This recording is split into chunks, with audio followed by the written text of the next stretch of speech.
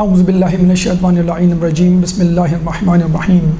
رب اشرح لی صدری ویسر لی امری واحلل عقدۃ من لسانی یفقہوا قولی ان اللہ وملائکتہ یصلون علی النبی یا ایھا الذین آمنوا صلوا علیہ وسلموا تسلیما۔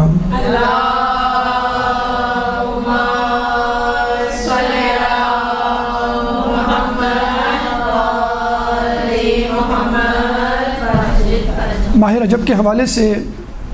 تیسری اہم شخصیت جس کا تذکرہ اس مہینے میں کیا جاتا ہے امام باقر اور امام نقی علیہ السلام کے بعد امام تقی علیہ السلام، جن کی ولادت 10 رجب کو منائی جاتی ہے۔ 195 ہجری میں ولادت ہوئی اور 220 ہجری میں ان کی شہادت۔ فقط 25 سال کم عمر ترین امام، یعنی سب سے کم زندگی پانے والے، لیکن اس کے باوجود بھی اپنے آپ کو امام ثابت کیا، اس کے باوجود اپنی ذمہ داریوں سے عہدہ برآ ہوئے، اور آپ اپنے والد کے ساتھ جوادین کہلاتے ہیں، جیسے عسکرین کہلاتے ہیں امام نقی علیہ السلام اور امام حسن عسکری سامرہ میں، سامرہ کے محلے عسکر میں جن کی رہائش تھی، اس حوالے سے تو جوادین کہلاتے ہیں امام موسیٰ کاظم علیہ السلام اور امام تقی علیہ السلام۔ تو امام تقی علیہ السلام کا نام تو خیر محمد تھا، لیکن لقب تقی تھا، لقی جواد تھا۔ برصغیر پاک و ہند میں تقی کے حوالے سے مشہور ہیں اور عراق میں جواد کے نام سے مشہور ہیں۔ تقی ان کو یوں کہا جاتا تھا کہ تقوی اور خوف الہی میں زندگی گزارتے، گناہوں سے بچتے۔ یوں تو ہمارا ہر امام ہی ایسا ہی تھا، لیکن کچھ خوبیاں کچھ اماموں میں زیادہ ظاہر ہوتی ہیں، جیسے زین العابدین علیہ السلام، کیونکہ عبادت گزار تھے بہت زیادہ۔ تو ایک تو تقی اس وجہ سے کہا جاتا ہے کہ وہ تقوی کے حامل تھے، خدا سے ڈرتے تھے، گناہوں سے دور رہتے تھے۔ اور تو جو شخص خدا سے ڈرے، گناہوں سے دور ہو، تو اللہ تعالیٰ اس کو پھر دنیا کے شر سے بھی محفوظ رکھتا ہے، عافیت میں رکھتا ہے، جیسے کہ ہم نے تذکرہ کیا امام نقی علیہ السلام کی سیرت کے حوالے سے کہ انسان کو عافیت جب ملتی ہے تو اس کو فراغت ملتی ہے، وہ زیادہ سے زیادہ وقت عبادت الہی میں گزار سکتا ہے، اطاعت الہی میں گزار سکتا ہے۔ بالکل اسی طرح امام تقی علیہ السلام تقوی کے حامل تھے، اللہ سے ڈرتے تھے، گناہوں سے بچتے تھے، اس لیے اللہ تعالیٰ ان کو دنیا کے شر، اور اس وقت جو امام کے سامنے شر عظیم تھا وہ تھا شر مامون بادشاہ، مامون عباسی کے بادشاہ کے شر سے محفوظ رہے۔ اور ایک دفعہ مامون کے بارے میں ملتا ہے کہ وہ آپ کے گھر گیا اور آپ کو قتل کیا، تلوار سے ٹکڑے کیے، لیکن پھر بھی دوسرے دن باعجاز خداوندی وہ بچ گئے، تو اس لیے بھی آپ تقی جو ہے وہ مشہور ہوئے۔ تو یہ تو آپ کی جسے کہتے ہیں کہ وضاحت تھی آپ کے لقب کی۔ اس کے بعد تشبیہ، ان کو تشبیہ دی جاتی ہے موسیٰ علیہ السلام اور عیسیٰ علیہ السلام سے۔ 8ویں امام رضا علیہ السلام سے جب کسی نے پوچھا کہ آپ کے بعد امام کون ہوگا، کیونکہ ان کی عمر 47 سال 47 ایئرز ہو چکی تھی اور کوئی ان کا بیٹا نہیں تھا، تو امام نے کہا کہ عنقریب اللہ تعالیٰ مجھے ایک بیٹا دے گا کہ جو میرا امام ہوگا اور میری تمام میراث کا مالک ہوگا۔ تو لوگوں نے دیکھا کہ عنقریب اللہ تعالیٰ نے ان کو بیٹا دیا۔ اور یہ بھی ملتا ہے کہ جب وہ بہت ہی چھوٹے تھے، گہوارے میں تھے، تو کسی نے پوچھا کہ آپ کا امام آپ کے پیچھے کون ہوگا، تو یعنی 50 سال کے وہ ہو چکے تھے، تو انہوں نے کہا کہ یہ بچہ جو ابھی گہوارے میں، تو لوگ بڑے حیران ہوئے کہ یہ اتنا سا بچہ آپ کی غیر موجودگی میں، کیونکہ ان کو سامرہ منتقل کیا جا رہا تھا، تو انہوں نے کہا کہ یہی میرا بیٹا ہوگا، اور کیوں نہ ہو جب عیسیٰ اور موسیٰ جو ہے وہ گہوارے میں اور بچپنے میں نبوت کا کام انجام دے سکتے ہیں۔ بلکہ عیسیٰ نے تو آپ نے سنا ہوگا قرآن میں اللہ تعالیٰ فرماتا ہے کہ سورہ مریم آیت نمبر 31 میں کہ قال انی عبد اللہ وآتانی الکتاب وجعلنی نبیا، کہ بے شک میں اللہ کا بندہ ہوں، مجھ پر کتاب اتری اور اللہ تعالیٰ نے مجھے نبی بنایا۔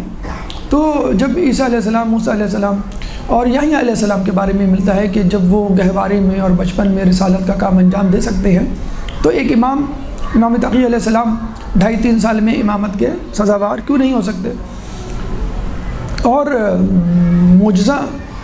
ثابت کرتا ہے کہ آپ گہوارے ہی میں امامت کے حامل تھے،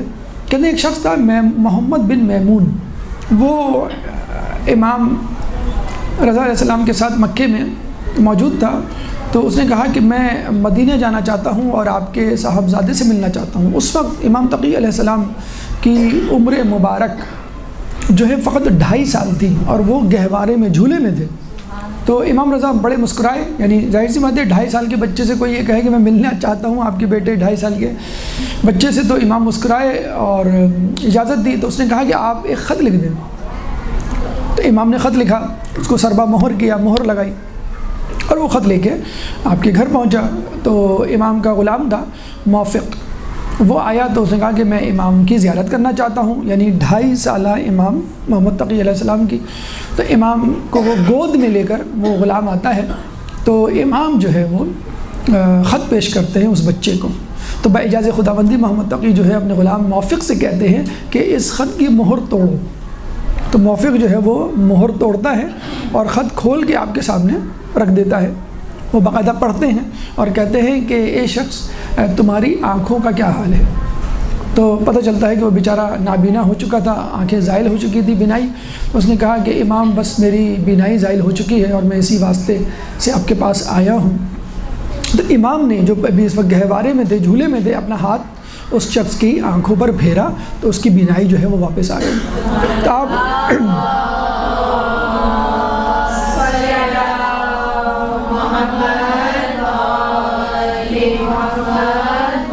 آپ اندازہ لگا لیجئے کہ فقط 2.5 سال کا بچہ ہاتھ پھیرتا ہے، آپ کی بینائی آ جاتی ہے، تو اس کا مطلب ہے وہ کچھ کمالات کا، کچھ معجزات کا حامل تھا جو اللہ تعالیٰ اپنے خاص ہی بندوں کو دیا کرتا ہے۔ اور یہیں سے ہمیں جو ہے وہ عیسیٰ علیہ السلام کی شباہت سمجھ میں آتی ہے کہ عیسیٰ علیہ السلام جب اپنا ہاتھ پھیرا کرتے تھے تو نابینا افراد بینا ہوا کرتے تھے، یہ ان کا معجزہ تھا۔ اور امام رضا نے بالکل صحیح کہا کہ یہ مثل عیسیٰ و موسیٰ ہے، جس طرح موسیٰ علیہ السلام کے لیے دریا شق ہوا، اس کے لیے بھی دریا شق ہوگا۔ جس طرح عیسیٰ کی مادر مطہر تھی، اس طرح ان کی بھی مادر طاہر و مطہر ہوں گے۔ تو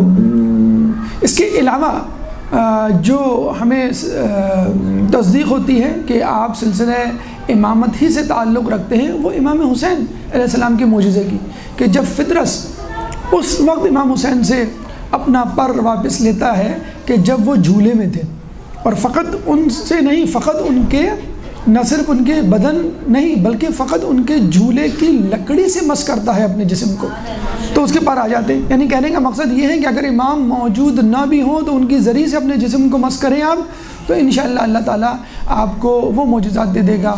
وہ کمالات دے دے گا، وہ ضروریات پوری کر دے گا جن کے لیے آپ امام کے پاس تشریف لائے ہیں۔ تو یہ امام کا معجزہ تھا جو 2.5 سال کی عمر میں انہوں نے ثابت کیا کہ میں مثل عیسیٰ مثل موسیٰ ہوں۔ جنہوں نے 2.5 سال کی عمر میں یہ ثابت کیا میں بھی سلسلہ امامت کی ایک کڑی ہوں، چاہے میں جھولے ہی میں کیوں نہ ہوں۔ اس کے بعد امام کی عمر فقط 7 سال ہوتی ہے، اور آپ کو معلوم ہے کہ مامون نے ان کے والد بزرگوار 8ویں امام کو قتل کیا تھا۔ جب قتل کیا لوگوں میں واویلا مچا، شور اٹھا اور اس کی ساکھ بری طرح متاثر ہوئی، تو اس نے کسی طرح میں ان کے صاحبزادے اور ان کے خاندان سے محبت کا اظہار کروں اور لوگوں کو بتلاؤں، کسی طرح اپنی گڈ ول مینٹین کروں، تو اس نے ان کے صاحبزادے یعنی امام محمد تقی کو بغداد طلب کیا کہ کس طرح میں ان کو مہمان بناؤں اور ان کی مہمان نوازی کروں، اور لوگوں کو بتلاؤں کہ میں ان کا دشمن نہیں ہوں، نہ ان کا دشمن ہوں، نہ ان کے والد کا دشمن تھا، حالانکہ وہ قاتل تھا۔ لیکن امام سے باقاعدہ ملاقات سے پہلے ایک بے قاعدہ کیجول ملاقات ہو گئی راستے میں۔ کس طرح کہ امام کچھ بچوں کے ساتھ، چند بچوں کے ساتھ ایک راستے میں کھڑے ہوئے تھے، تو مامون کی سواری جو ہے وہاں سے گزرتی ہے، تو جس طرح بچے کسی بزرگ کو، کسی پرہیبت شخصیت کو دیکھ کر بھاگ جاتے ہیں، بادشاہ تھا وہ، تو دیکھ کر بھاگ گئے اور یہ اپنے پورے وقار اور تمکنت کے ساتھ کھڑے رہے۔ تو مامون جو اس وقت پہچانتا نہ تھا کہنے لگا کہ آپ کیوں نہیں بھاگے؟ اب آپ جواب سنیے، 3 وجوہات بتلائیں نہ بھاگنے کی، اور ان 3 وجوہات میں 3 فلسفے ہیں، 3 حکمتیں ہیں، 3 راستے ہیں اپنی زندگی کو سنوارنے کے۔ امام نے کہا کہ راستہ اتنا تنگ نہیں تھا کہ میں اسے تیرے لیے کشادہ کرتا، یعنی راستہ اگر وسیع ہو، وسعت والا ہو، تو ہمیں کسی کو کہنا نہیں چاہیے کہ بھئی سامنے سے ہٹو۔ اگر آپ یہ کہہ رہے ہیں تو اس کا مطلب ہے آپ اپنے آپ کو دوسرے سے بڑا سمجھ رہے ہیں اور اس پہ ظلم کر رہے ہیں۔ وہ ہمارے ایک سابق حکمران تھے، وہ چائنا کے دورے پہ گئے تو واپس آگے کہنے لگے کہ وہاں عام لوگوں کا اتنا خیال ہے کہ میں حیران رہ گیا کہ میں چائنا کے پریزیڈنٹ کے ساتھ گاڑی میں سفر کر رہا تھا اور آگے ایک سائیکل والا سائیکل چلا رہا تھا، نہ ہمارے ڈرائیور نے ہارن دیا نہ اس کو اوورٹیک کیا، اس گاڑی کے پیچھے پیچھے چلتا رہا جب تک وہ سائیکل والا ایک طرف مڑ نہیں گیا۔ تو اتنی عزت، اتنی تکریم، اتنی جسے کہتے ہیں کہ اتنا احترام ایک عوام الناس کا۔ تو یہ بات تو ہمارے امام نے پہلے بتلا دی کہ اگر جگہ کشادہ ہو، راستہ وسیع ہو تو کسی کو ہارن دینے کی، کسی کو راستہ روکنے کی یا اپنا روب و دبدبہ دکھانے کی ضرورت نہیں۔ مولا علی جب گھر سے نکلتے تھے تو ان کے ساتھ بہت سارے لوگ ساتھ ہو جایا کرتے تھے، تو مولا باقاعدہ ناراض ہوا کرتے تھے کہ تم میرے دائیں بائیں نہ چلا کرو، میں کوئی عام خلیفہ نہ ہوں، اللہ کا بندہ ہوں۔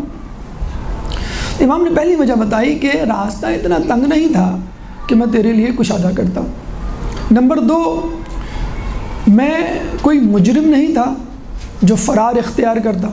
دیکھیں، ایک مجرم کی خصوصیت ہوتی ہے کہ جب وہ جرم کرتا ہے، بچے بھی آپ نے دیکھا ہوگا جب کوئی غلطی کرتے ہیں ماں باپ سے ڈرتے ہیں، چھپ جاتے ہیں، کہیں چلے جاتے ہیں، خاموش ہو جاتے ہیں۔ مجرم بھی کوئی جرم کرتا ہے تو وہ غائب ہو جاتا ہے حکومت کی نظروں سے، حاکم وقت سے یا اہلکاروں سے، کیونکہ اس نے جرم کیا ہوا ہوتا ہے۔ تو وہ یہ انسانی ہے جو خدا کا مجرم ہوتا ہے لیکن پھر بھی کہیں نہیں بھاگتا،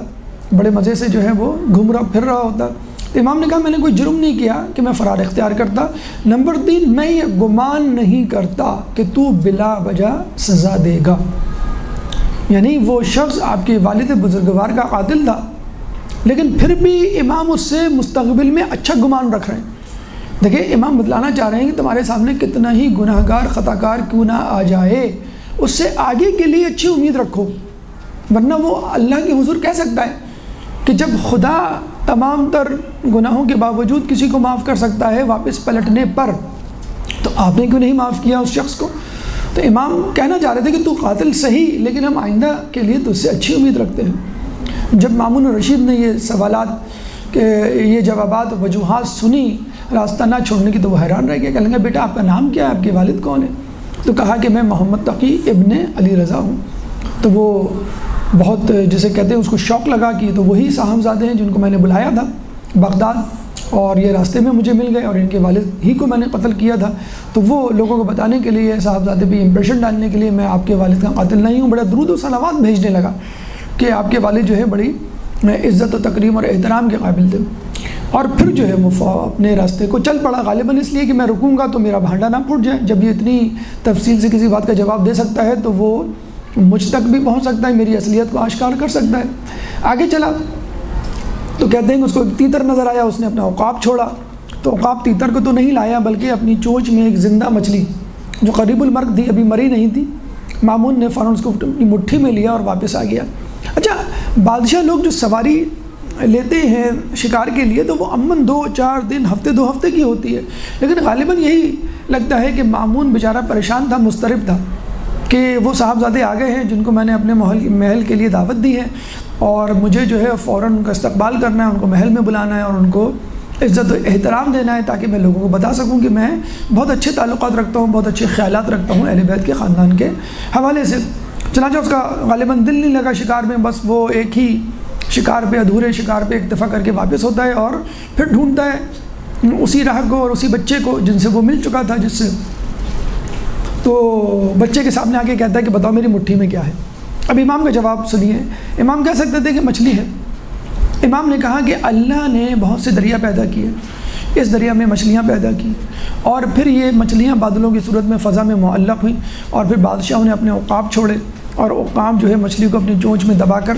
بادشاہ کے پاس لائے۔ بادشاہ نے اس مچھلی کو اپنی ہتھیلی میں مٹھی میں بند کر کے ہم اہل بیت رسالت کے افراد سے امتحان لینا چاہا۔ یعنی اچھا، علماء عالم یہاں پہ بحث کرتے ہیں، امام بتا سکتے تھے کہ بھئی اس میں مچھلی ہے، دیٹس اٹ انف، بھئی آپ زیادہ ٹائم نہ لیں، تو اگر امام بتا دیتے جواب تو صحیح ہو جاتا، وسعت علم کا کیسے اندازہ ہوتا کہ یہ عالم شخص ہے اور اس کا علم علم وہبی ہے۔ وہ کہتے ہیں کہ مقدس اردبیلی نے ایک دفعہ خواب میں موسیٰ علیہ السلام خود رسول اللہ کی زیارت کی،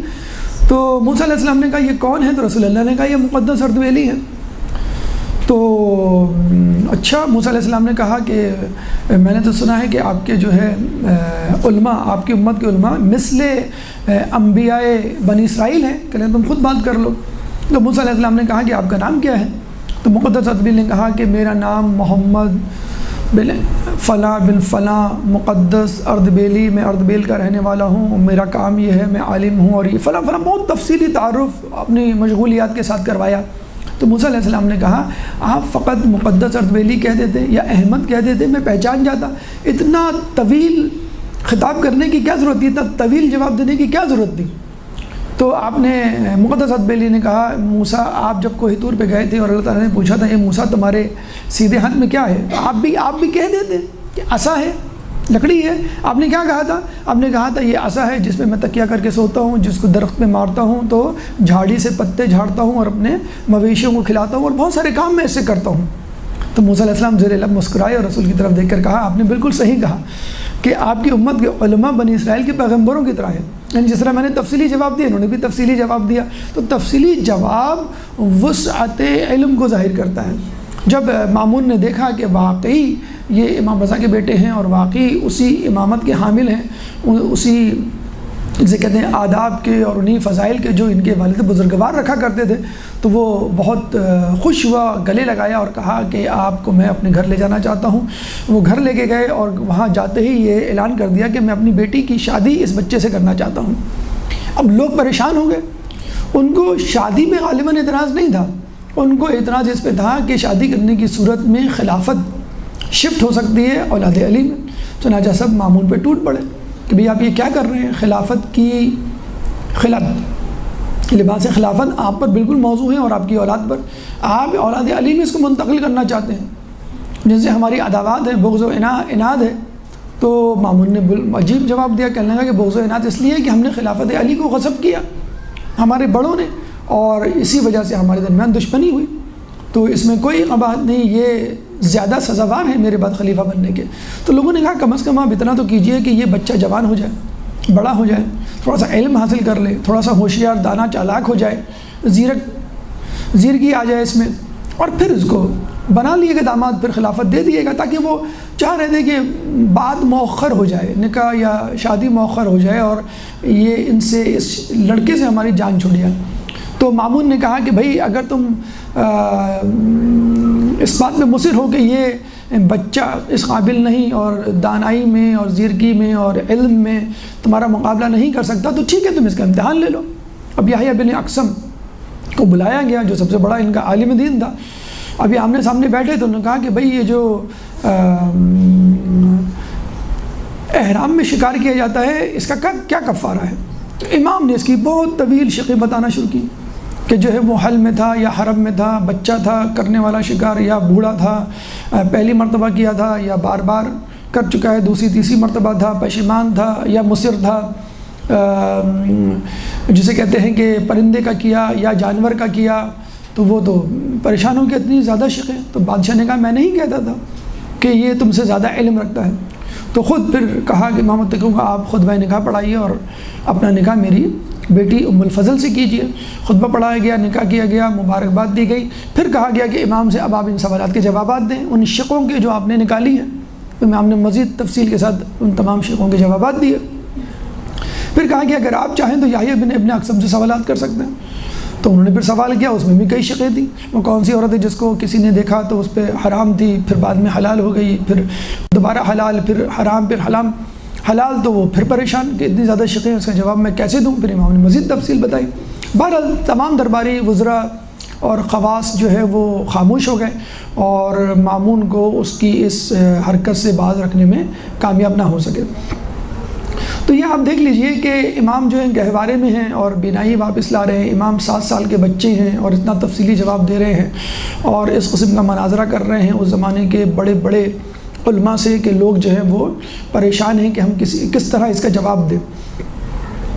صرف علمیت ہی نہیں، اپنے معجزات سے لوگوں کو مشکلات کو حل کیا کرتے تھے۔ کہتے ہیں کہ ایک شخص تھا علی بن خالد، وہ سامرہ کے زندان سے گزرا تو پتہ چلا کہ وہاں پہ ایک شخص آیا ہوا ہے جو مدعی نبوت ہے، یعنی دعوی نبوت کر رہا ہے، اس لیے اس کو بادشاہ کے وزیر یعنی معتصم کے وزیر محمد بن عبد الملک زیات نے قید کر دیا ہے۔ اب اس شخص کو شوق ہوا کہ میں ایسے شخص سے ملوں جس نے دعوی نبوت کیا ہے، چنانچہ وہ زندان میں گیا، زندان کے جو داروغہ تھے ان سے ذرا دوستی وغیرہ کی اور کہا کہ میں اس سے ملنا چاہتا ہوں، ملنے دیا گیا۔ جب تفصیل پوچھی تو معاملہ کچھ اور تھا۔ کیا تھا معاملہ؟ کہ اس شخص نے کہا کہ میں شامی ہوں، شام کا رہنے والا ہوں، اور اس جگہ جہاں پہ سر امام حسین رکھا گیا تھا، راس الحسین، وہاں پہ میں عبادت کیا کرتا تھا۔ اچھا، آپ کو معلوم ہے کہ جو مقدس مقامات ہوتے ہیں، چاہے وہ قبر مبارک کی صورت میں ہوں یا کسی بھی واقعے کے حوالے سے، ایک اپنی کرامات رکھتے ہیں۔ کہ میں پابندی سے روزانہ عبادت کیا کرتا تھا، شب و روز مصروف رہا کرتا تھا کہ ایک دفعہ رات میں ایک بزرگ آئے، انہوں نے کہا کھڑے ہو جاؤ، میں کھڑا ہو گیا۔ انہوں نے کہا میرے ساتھ چلو، میں ساتھ چلنے لگا۔ ابھی ہم 2 قدم ہی چلے تھے، ایک مسجد آگے، ان بزرگ نے مجھ سے پوچھا یہ کون سی مسجد ہے؟ میں نے کہا یہ مسجد کوفہ ہے۔ پھر انہوں نے نماز پڑھی، میں نے بھی نماز پڑھی۔ پھر مجھے لے کے چلے، 2 قدم ہی چلے تھے کہ ایک اور مسجد آ گئی۔ انہوں نے پوچھا یہ کون سی مسجد ہے؟ میں نے کہا یہ مسجد نبوی ہے۔ انہوں نے نماز پڑھی، میں نے بھی نماز پڑھی۔ پھر کھڑے ہوئے، 2 قدم ہی چلے کہ بیت اللہ مکہ مکرمہ آ گیا، طواف کیا، نماز پڑھی، میں نے بھی طواف کیا، نماز پڑھی۔ اور اس کے بعد وہ مجھے لے کر دوبارہ چشم زدن میں شام میں اسی مقام پر واپس آ گئے جہاں میں عبادت کیا کرتا تھا۔ پھر ایک دم سے غائب ہو گئے، مجھے کچھ پوچھنے کا موقع ہی نہیں ملا۔ دوسرے سال اسی دن اسی گھڑی دوبارہ وہ بزرگ آئے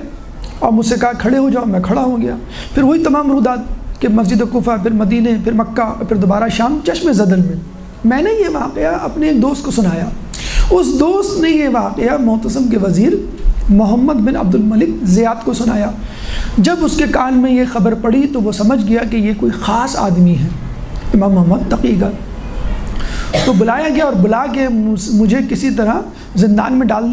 دیا گیا اور لوگوں میں مشہور کر دیا گیا کہ بھئی یہ تو دعوی نبوت کر رہا ہے، حالانکہ ایسا کچھ نہیں۔ تو علی بن خالد کہتا ہے کہ میں نے اس شخص سے کہا کہ اگر تم کہو تو میں خط میں یہ تمام تر تفصیل لکھتا ہوں اور سفارش کرتا ہوں کہ تمہیں آزاد کر دیا جائے۔ تو اس شخص نے کہا ٹھیک ہے لکھ دو، شاید مجھے وہ آزاد کر دے، اس کے دل میں رحم آ جائے۔ تو علی بن خالد نے خط لکھا عبد الملک بن زیاد جو کہ وزیر تھا معتصم کا۔ جب خط اس تک پہنچا تو اس نے اس کا جواب لکھا۔ جواب کیا لکھا؟ اسی خط کے پیچھے کیا جواب لکھا کہ جو دعوی نبوت کر رہا ہے اس کو کہو کہ جس شخص نے چشم زدن میں تم کو مدینہ، مکہ اور کوفے کی سیر کروائی وہی تم کو آ کے چھڑا کے لے جائے۔ اوہو! اب جب اس نے یہ لکھا تو وہ بیچارہ بہت پریشان ہوا کہ میں نے تو اس لیے لکھا تھا کہ شاید یہ دل میں رحم آ جاؤ، یہ زندان سے رہا کر دے۔ جب بات بھی اس نے بڑی چیلنجنگ گفتگو اور انداز میں کی تھی، اب یہ وہ خط لے کے جاتا ہے اسی شخص کے پاس زندان میں کہ اس کو بتلائے کہ بھئی یہ ہوا ہے لیکن تم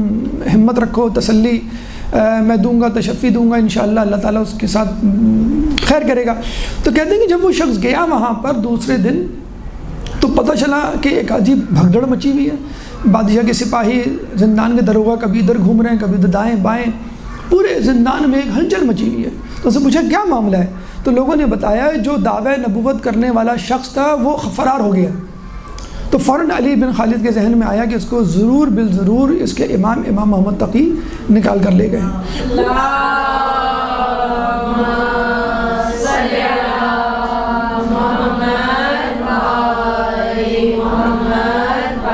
کہتے ہیں کہ علی بن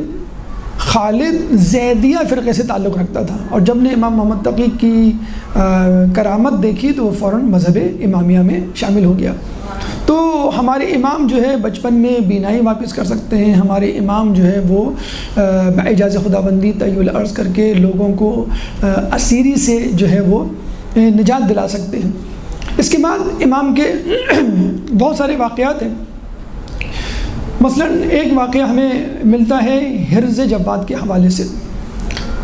ایک دفعہ اچھا آپ یہ دیکھیے اس واقعے میں جو بھی آنے والا ہے کہ اکثر لوگ اہل بیت اور آئمہ کے حوالے سے یہ سوال اٹھاتے ہیں کہ بھئی آپ کہتے ہیں کہ فلاں بادشاہ، فلاں بزرگ، فلاں خلیفہ، فلاں حکمران امام کے دشمن تھے، ارے انہوں نے تو آپ کے اماموں نے تو ان کے ساتھ اتنا اچھا سلوک کیا، وہ کیسے دشمن ہو سکتے ہیں؟ تو ہم یہی کہیں گے کہ ہمارے امام اہل بیت اخلاق کے اس درجے پہ تھے کہ ان کے نزدیک دشمن اور دوست برابر تھے۔ یعنی اگر دشمن بھی کچھ کمک کچھ مدد مانگنے آئے تو وہ دے دیتے تھے۔ حسین بن نمیر شہزادہ علی اکبر کا قاتل، مروان بن حکم خود امام حسین کو قتل کا اشارہ دینے والا سب سے پہلا شخص، یہ دونوں افراد واقع ہرہ میں امام حسین کے پاس آتے ہیں، امام زین العابدین علیہ السلام کے پاس آتے ہیں اور کمک طلب کرتے ہیں، اناج طلب کرتے ہیں، پناہ طلب کرتے ہیں، اور امام ان کو پناہ دیتے ہیں، اناج دیتے ہیں بغیر کسی قیمت کے، درم و دینار کے۔ تو حسین بن نمیر کہتا ہے کہ آپ نے مجھے پہچانا نہیں، مروان بن حکم کہتے ہیں کہ آپ نے مجھے پہچانا نہیں، تو امام نے کہا ہم کیوں نہیں پہچانا، تم مروان ہو، تم حسین بن نمیر ہو۔ تو یہی لوگ کہتے ہیں امام آپ واقعی حکومت کے قابل ہیں، خلافت کے حقدار ہیں، اگر آپ کہیں تو ہم حکومت کے خلاف خروج کریں اور آپ کو یہ خلافت دلوائیں، تو امام نے اس کا انکار کر دیا۔ حالانکہ یہی مروان بعد میں یزید کے بعد حاکم بنتا ہے، پھر اس کے بیٹے حاکم بنتے ہیں، لیکن کسی نے بھی امام کو منصب تو بہت دور کی بات ظلم سے چھڑوانے کے لیے بھی کوئی کوشش نہیں کی، بلکہ الٹا ظلم ہی کیا۔ تو اب آپ دیکھیے امام کے والد کا قاتل مامون، امام کو پریشان کرنے والا مامون، اقدام قتل کرنے والا مامون، لیکن اس کا رویہ کیا ہے امام کا؟ کہتے ہیں کہ مامون کی بیٹی، جیسے ابھی آپ نے سنا ام الفضل، اس کا رشتہ کر دیا تھا، تو ام الفضل خود یہ واقعہ سناتی ہے، اور یہ روایت ہے حکیمہ خاتون جو امام محمد تقی علیہ السلام کی صاحبزادی تھی۔ تو حکیمہ خاتون کہتی ہیں کہ میں ایک دفعہ ام الفضل کے ساتھ بیٹھی ہوئی تھی، اور ام الفضل امام کی فضیلت اور امام کی کرامات کے واقعات سنا رہی تھی، تو کہنے لگی کہ ایک دفعہ ایک لڑکی میرے گھر آئی اور کہنے لگی کہ میں عمار یاسر کے خاندان سے ہوں، یعنی سمانہ مغربیہ، جو صوم الدہر تھی، پورے سال روزے رکھا کرتی تھی، اور اللہ تعالیٰ تقوی کو دیکھتا ہے، حسب نسب کو نہیں دیکھتا۔ جب بھی ایک مغرب کی خاتون کو امام کی زوجہ بنایا، اور پھر امام کی والدہ بھی بنایا، امام نقی علیہ السلام کی۔ تو ام الفضل ویسے ہی پریشان تھی کہ میں اپنے بابا کے، والد کے، مامون کے محل کو، عشرت و عیش کو چھوڑ کے مدینے میں ایک چھوٹے سے گھر میں آ گئی،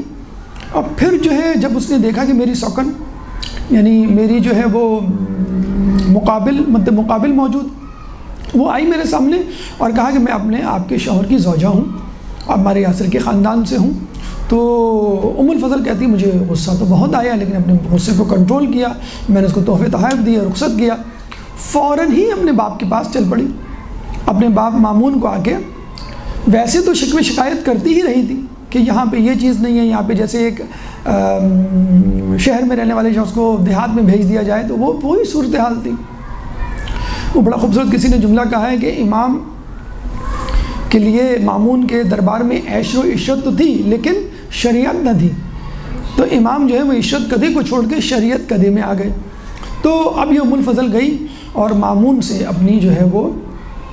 پوری رداد بیان کی۔ جب مامون نے تو ایک جسے کہتے ہیں پولیٹیکل ویٹ لاک جو ہے ارینج کیا تھا کہ کس طرح شادی کر کے میں ان کی گڈ بک میں آ جاؤں اور لوگوں کو بتا سکوں کہ we are on the same page. تو جب یہ گئی تو اتفاق سے مامون جو ہے وہ نشے کی حالت میں تھا، اور نشے کی حالت میں آپ کو معلوم ہے جو اندر کا بغض اور کینہ، حسد اور سچ ہوتا ہے وہ تشتزبام ہو جاتا ہے، زبان پر آ جاتا ہے۔ تو اس نے کہا اچھا تمہیں یہ شخص پریشان کر رہا ہے اور اس نے دوسری شادی بھی کر لی ہے اور تم کو وہ سہولیات بھی نہیں دے رہا، تو ٹھیک ہے آج ہی میں اس کا کام تمام کر دیتا ہوں۔ اپنے غلام یاسر کو لیتا ہے، تلوار لیتا ہے، گھوڑے پہ سوار ہوتا ہے اور امام کے گھر کی طرف روانہ ہو جاتا ہے۔ اندر جاتا ہے، اچھا پیچھے پیچھے ام الفضل بھی وہ پریشان کہ یہ کیا کرنے جا رہے ہیں، میں نے شکایت کی تھی، اس کا مطلب یہ تو نہیں کہ اتنا بڑا اقدام کرے۔ اب وہ روک بھی نہیں پا رہی، غلام کے ساتھ اندر داخل ہوتا ہے، امام کو دیکھتا ہے، امام پر ٹوٹ پڑتا ہے، حملہ کرتا ہے اور اپنی تلوار سے امام کے خدا نخواستہ ٹکڑے ٹکڑے کر دیتا ہے۔ اب پھر واپس آتا ہے، اب یہ چیختی چلاتی رہ جاتی ہے، اپنے منہ پہ تماچے مارتی ہے، گھر واپس آتی ہے، رات بھر اس کو نیند نہیں آتی، صبح اٹھتی ہے چاشت کے وقت، دن کے وقت اپنے باپ سے کہتی ہے کہ آپ نے کیا کام کر دیا، میں نے تو فقط شکایت کی تھی، آپ نے اتنا بڑا اقدام کر دیا۔ اب مامون جو ہے وہ ہوش میں جب آتا ہے، نشہ جب دور ہوتا ہے تو کہتا ہے اچھا میں نے کیا کیا، کہنے لگا آپ نے امام کو قتل کر دیا، ٹکڑے ٹکڑے کر دیا، اور اس غلام کے ساتھ آپ گئے تھے۔ غلام کو بلاتا ہے، کہنے میں نے ایسا کیا، تو غلام کہتا ہے مجھے یہ تو یاد ہے کہ سواری پہ بیٹھے تھے، مجھے یہ بھی یاد ہے، تلوار آپ کے ساتھ تھی، مجھے یہ بھی یاد ہے، ہم دونوں ان کے گھر میں داخل ہوئے، اس کے بعد مجھے یاد نہیں۔ یعنی وہ بھی اپنی گلو خلاصی کرنا چاہ رہا تھا، اگر میں نے کہہ دیا کہ ہاں آپ نے قتل کیا تو مامون کہے گا اچھا تم اس کے گواہ ہو تو میں تمہیں پہلے قتل کر دوں، جو گواہ ہوگا وہی نہیں رہے گا تو قتل ثابت نہیں ہوگا۔ تو اس نے کہا کہ میری بیٹی کیا کہہ رہی ہے کہ میں نے ایسا ایسا کیا ہے، جاؤ ابھی فوراً امام کے گھر جا کے خبر لو کہ ایسا ہوا تو نہیں ہے۔ اب یہ یاسر جاتا ہے امام کے گھر، تو پتہ چلا ہے امام بڑے جسے کہتے ہیں کہ راحت میں بیٹھے ہوئے اور نماز کے لیے وضو اور مسواک کر رہے ہیں۔ وہ بڑا حیران ہوتا ہے، امام کو دیکھ کے کہتا ہے مزید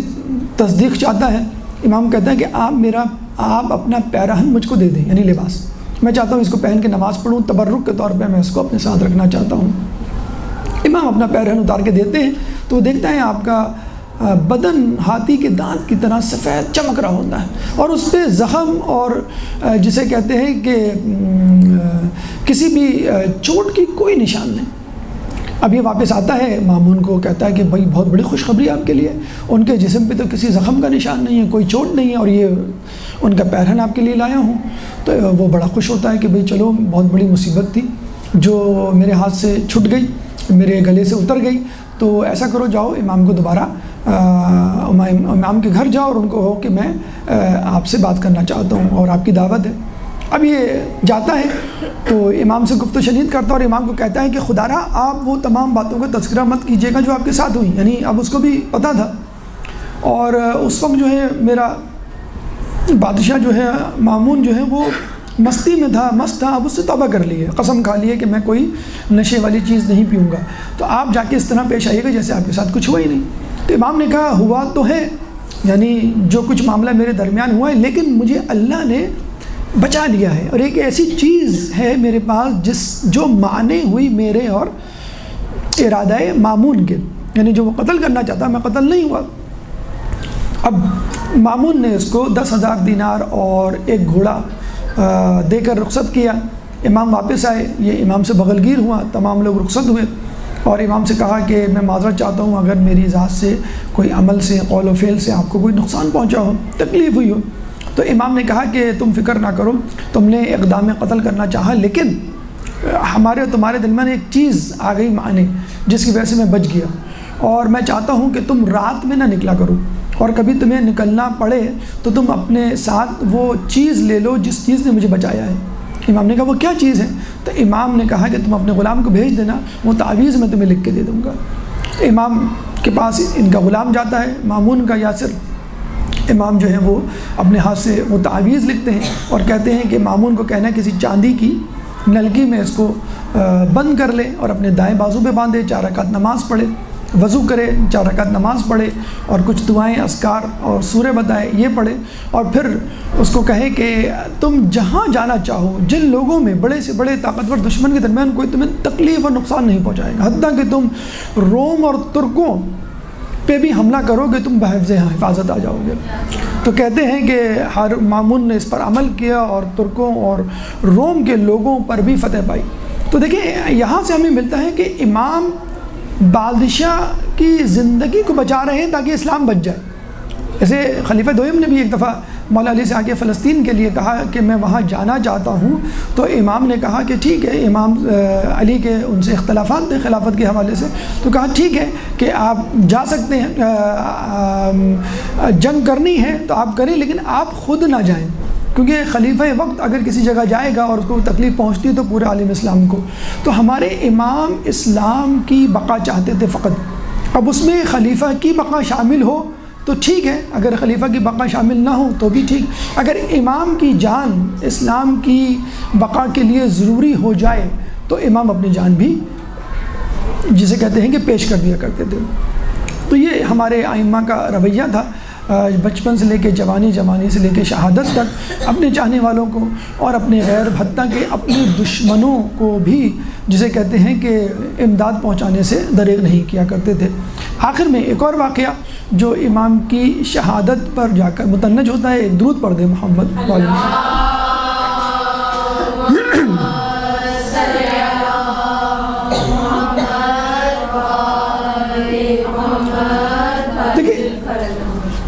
دیکھیں مومنین کے لیے کہا جاتا ہے کہ مومنین سے حسد کرنے والے ضرور پیدا ہوتے ہیں،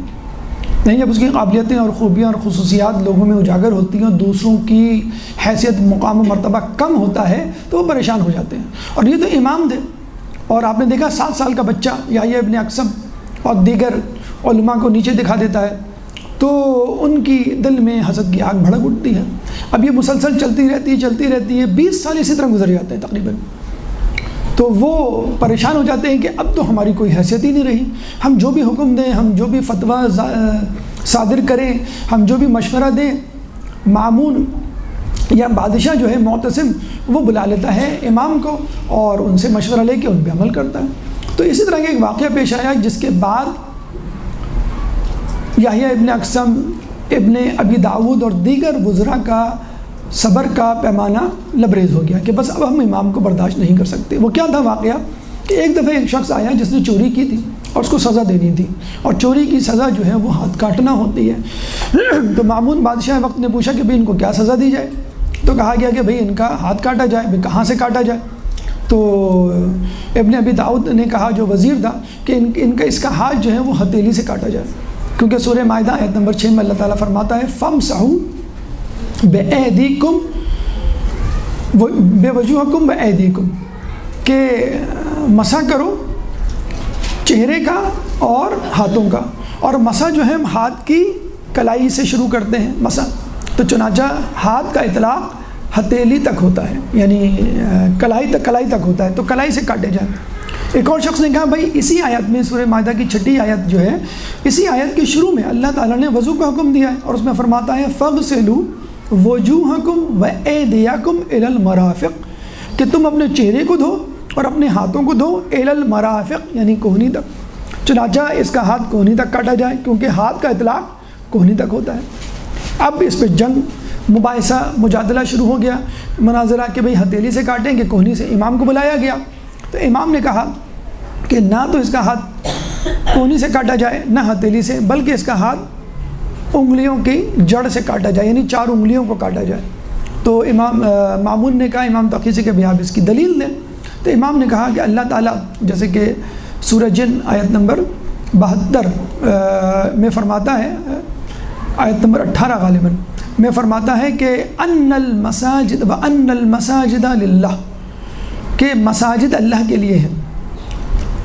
فلا تدعوا مع اللہ احدا چنانچہ اللہ کے بغیر اللہ کے علاوہ کسی کو نہ پکارو۔ اچھا اس کا ظاہری ترجمہ تو یہی ہے، مساجد اللہ کے لیے ہیں اور اللہ کے سوا کسی کو نہ پکارو، لیکن جو دوسرے معنی نکلتے ہیں وہ یہ کہ مساجد یعنی سجدہ کرنے کی جگہیں،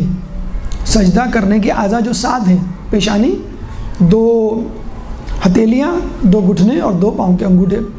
تو اعضاء سجدہ اللہ کے لیے فلا تدعو مع اللہ احدا کہ ان میں سے کسی ایک کے بغیر بھی اللہ کو نہ پکارو، یعنی سجدہ نہ کرو۔ چنانچہ 7 کے 7 اعضاء ہوں گے تو سجدہ ہوگا، اگر ایک اعضاء ختم ہو جاتا ہے تو سجدہ ختم ہو جائے گا۔ چنانچہ یہ 7 اعضاء اللہ کے لیے، ان میں سے کسی کو آپ ہاتھ نہیں لگا سکتے، اگر آپ کو سزا دینی ہے تو انگلیوں سے سزا دیں۔ اب ان کے لیے بھی قرآن سے دلیل دی اور امام نے بھی قرآن سے دلیل پیش کی، اور یہ زیادہ وزنی دلیل تھی، تو خلیفہ وقت نے امام کی دلیل کو قبول کر لیا، لیکن حاسدین جو ہے اپنی بے عزتی کو برداشت نہیں کر پائے۔ پھر یہی ابن ابی داؤد جو ہے معتصم کے پاس جاتا ہے اور کہتا ہے کہ آپ نے ہماری حیثیت اور مقام و مرتبہ کو بالکل ختم کر دیا ہے، اور اب تو یہ وقت آ گیا ہے کہ لوگ یہ کہہ رہے ہیں کہ امام تو وزیر تو بہت دور کی بات، پہلے تو کہا کرتے تھے کہ امام کو وزیر ہونا چاہیے، اب کہتے ہیں کہ امام کو تو خلیفہ وقت ہونا چاہیے، تو ہماری حیثیت تو ختم ہو گئی ہے، اب عنقریب آپ کی حیثیت بھی ختم ہونے والی ہے، اور وہ وقت دور نہیں کہ جب لوگ آپ کے خلاف بغاوت کر دیں۔ جب خلیفہ نے یہ سنا کہ بات مجھ تک پہنچ سکتی ہے تو اس نے فوراً آپ کے قتل کا حکم جاری کیا، دعوت بلوائی گئی اور کھانے میں زہر ملایا گیا۔ تو یہ امام نقی علیہ السلام کی سیرت کے اعتبار سے کچھ واقعات آپ کے سامنے پیش خدمت ہے۔ اللہ تعالیٰ سے دعا ہے کہ ہمیں امام کی سیرت پر چلنے کی توفیق عطا فرما، اللہ تعالیٰ سے دعا ہے کہ اہل بیت کی تعلیمات پر عمل کرنے کی توفیق عطا فرما، قیامت میں ان کی شفاعت سے بہرہ مند فرما، جو پریشان ہیں ان کی پریشانی کو دور فرما، جو بے روزگار ہیں ان کو رزق حلال عطا فرما، جو زندان میں ہیں ان کو رہائی عطا فرما، جو گمشدہ ہیں ان کو ان کے پیاروں سے ملا۔ مسلمان دنیا میں جہاں جہاں ظلم و ستم کا رجانہ بنے ہوئے ہیں، خصوصاً یمن، فلسطین، کشمیر اور شام کے مسلمانوں سے ظلم و ستم کو دور فرما، امام کے ظہور میں تعجیل فرما، ہمیں ان کے انصار و اعوان میں شامل فرما۔ ربنا تقبل منا انک انت السمیع العلیم وتب علینا انک انت التواب الرحیم برحمتک یا ارحم الراحمین۔